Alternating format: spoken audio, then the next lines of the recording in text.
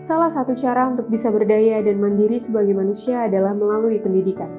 Sayangnya, pendidikan tinggi, terutama di Indonesia, masih belum bisa diakses oleh semua kalangan. Mahalnya biaya pendidikan juga tidak sesuainya lulusan universitas dengan kebutuhan industri, membuat pendidikan tinggi dianggap obsolet dan semakin ditinggalkan generasi muda. Ini mengapa perlu ada gerakan perubahan dalam pendidikan saat ini. Pendidikan yang bisa diakses semua kalangan dan tepat guna bagi industri.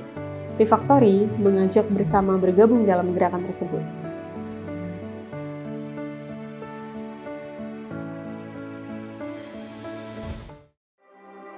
Kira-kira 10 tahun terakhir aku melihat bahwa kebijakan-kebijakan yang terjadi di kehidupan kita, ya kehidupan di Indonesia ini, atau ya mungkin lebih spesifik lagi di Pulau Jawa, aku ngelihat bahwa dulu waktu aku kecil, mungkin aku masih bisa sekolah dengan kondisi keluargaku yang bisa dibilang ya standar lah.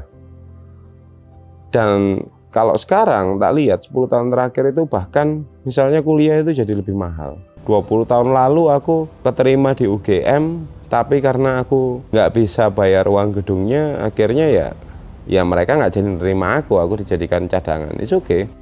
Ya mungkin mindset dari pendidikan yang ada di Indonesia sekarang, di mana seharusnya tugas mereka itu bikin anak-anak muda ini jadi punya pengetahuan dan bisa implementasi itu ke bidang kerjanya mereka, sehingga itu membawa dampak yang luas untuk masyarakat yang lain, itu nggak akan terjadi kalau sekarang. Karena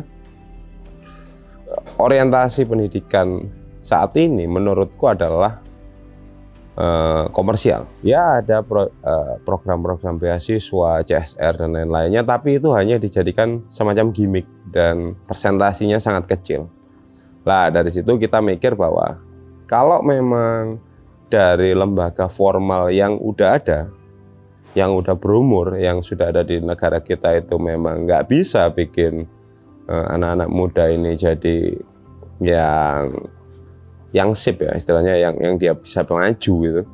Ya udah kita akan ambil bagian itu, meskipun kita bukan sesuatu yang kuat gitu, yang kita bisa membawa dampak yang besar, enggak. Tapi setidaknya dengan kemampuan kita sekarang, kita bisa bikin orang itu jadi punya kesempatan. Ya sebetulnya kalau konsepnya udah benar ya. Jadi konsep belajar seperti yang udah sering kita omong bahwa pyramid of learning itu memang yang paling utama adalah mengajarkan sesuatu. Terus yang kedua, dia bekerja sambil belajar, mengerjakan sesuatu sambil belajar. Dan itu merupakan satu-satunya cara yang paling pas ya. Kenapa? Karena sebuah perubahan itu nggak akan terjadi kalau semua itu hanya bersifat teoretikal. Kalau kita lihat kenapa kita nyari orang yang kurang beruntung secara perekonomian keluarganya, kenapa kita cari memang orang-orang yang bisa jadi nggak dapat opportunity di luar sana, ya kita pengen mengajarkan bahwa kita sama manusia, kita harus punya rasa untuk berkontribusi. Jadi gerakannya itu adalah gerakan untuk membangun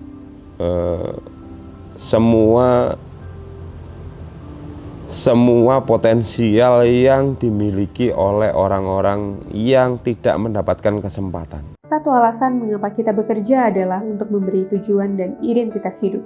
Dalam gerakan yang ditawarkan, Refactory akan memanfaatkan proses belajar pemrograman melalui Real Project sebagai sarana untuk pertumbuhan karakter dan ekspresi diri. Lebih dari sekedar usaha memenuhi kebutuhan hidup, tapi memberikan dampak pada sekitar kita melalui pemrograman. Jadi di Refactory itu membuka kesempatan ya buat teman-teman untuk berdaya dan berkontribusi. Contohnya seperti ini. Mungkin di awal kayak gitu, ketika teman-teman masuk itu pemalu, kemudian minder, apakah aku ini mampu ya untuk menjalankan amanah sebesar ini. Tetapi pada akhirnya ketika mereka di track yang tepat, pada akhirnya mereka akan berdaya, kemudian juga berkontribusi bahkan di level proyek yang skalanya nasional maupun internasional. Dan itu sudah terbukti ya dari beberapa teman-teman yang ada di sini kayak gitu. Kita ingin berusaha setidaknya kalau tidak bisa menghapus kesenjangan sosial, kita ingin mengurangi kesenjangan sosial tersebut. Kita mendapatkan pekerjaan yang bagus, kita butuh pendidikan yang bagus kayak gitu. Sementara untuk teman-teman yang keadaan ekonominya kurang kayak gitu, mereka tidak memiliki akses yang sama. Kita nggak membatasi hal tersebut. Mungkin di tempat lain itu kita bekerja untuk memperkaya yang di atas kita, tetapi kalau di sini kita bekerja sebenarnya untuk diri kita, karena pada akhirnya nanti setiap orang punya kesempatan menjadi pemilik perusahaan di mana mereka berkontribusi dalam kurun waktu tertentu ya. Mungkin melihat yang perusahaan yang cukup besar itu seperti Mondragon di Spanyol kayak gitu, dan mereka jadi salah satu salah satu kekuatan ekonomi terbesar ya di negara tersebut ya, dan itu melalui kooperasi tentunya.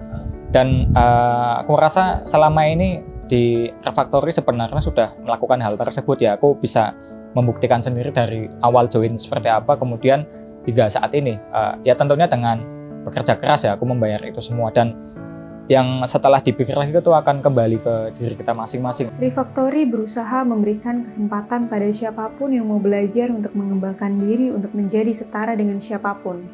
Menghilangkan perasaan insignifikan dengan berkontribusi pada tempat kerja, keluarga, masyarakat, dan terutama diri sendiri.